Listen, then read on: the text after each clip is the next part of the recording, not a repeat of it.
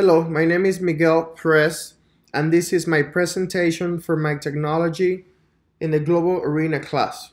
The topic I will be discussing today is the Stop Piracy Act SOPA and the Protect IP Act PIPA.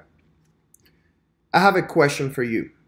What are SOPA and PIPA, and why are people upset?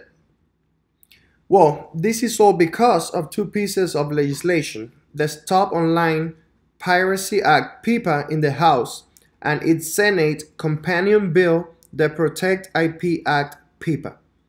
The purpose of these bills is to make it harder for sites, especially those located outside of the United States, to sell or distribute pirated, copyrighted material such as movies and music, as well as physical goods such as purses and watches.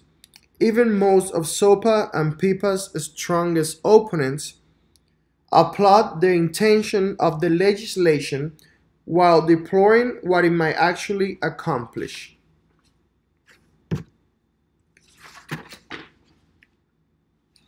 Actions that the government can do under the SOPA Section 102 and PIPA Section 2. First, take power over Internet service providers. Order Internet service providers to alter their DNS servers from resolving the domain names of websites in foreign countries that host illegal copies of videos, songs, and photos. Second, give orders to search engine. Order search engines like Google to modify search results to exclude foreign websites that host illegal copied material. Third, control payment providers' activities. Order payment providers like PayPal to shut down the payment accounts of foreign websites that host illegal copied materials. And fourth, give order to ad services. Ordered ad services like Google AdSense to refuse any ads or payment for foreign sites that host illegal copied content. SOPA Section 103 and PIPA Section 4. That was just the first part that I mentioned before. SOPA Section 103 and PIPA Section 4 require payment processors and ad networks to shut down accounts if they receive the right kind of letter from a copyright owner. A system modeled on the heavily criticized notice and takedown provisions of the current Digital Millennium Copyright Act that requires a service like YouTube to pull down infringing content after the copyright owner complains. That system has been abused on occasions, but it ultimately works because it allows YouTube to avoid direct responsibility for the actions of its users. It would have been otherwise sued out of existence. SOPA Section 103 and PIPA Section 4 continuation. There is no such balance of interest for the payment processors or ad networks under SOPA or PIPA. They simply have to block their accounts within 5 days of getting a letter, unless their accused customer writes back with a letter promising to come to a U.S. court.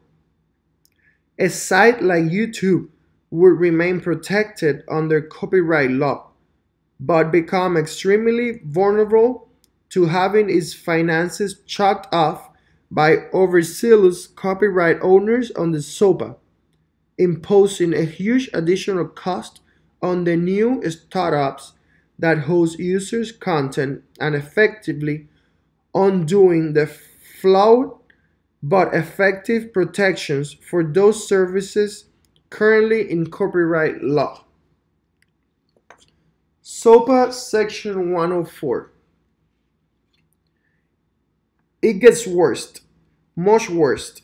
Under the section 104, it offers legal immunity to ISPs that independently block websites that host illegally copied materials without any prompting from the government. That is a major conflict of Internet's interest for a huge ISP like Comcast, which also owns NBC. There will be nothing stopping Comcast from blocking a foreign video service that competes with NBC if it could claim it had a reasonable belief it was dedicated to the theft of US property. And indeed, Comcast is among the companies that support SOPA. Now, you might have noticed that while all these rules are totally insane, they're all at least theoretically restricted for foreign sites, defined by SOPA as sites with servers located outside of the US. That is important to know. At its simplest level, SOPA is a knee-jerk reaction to the fundamental nature of the Internet, which was explicitly designed to ignore outmoded and inconvenient concepts like the continuing existence of the United States. Because US copyright holders generally can drag a foreign web into US courts to get them to stop stealing and distributing their work, SOPA allows them to go after the ISPs, ad networks, and payment processors that are in the United States.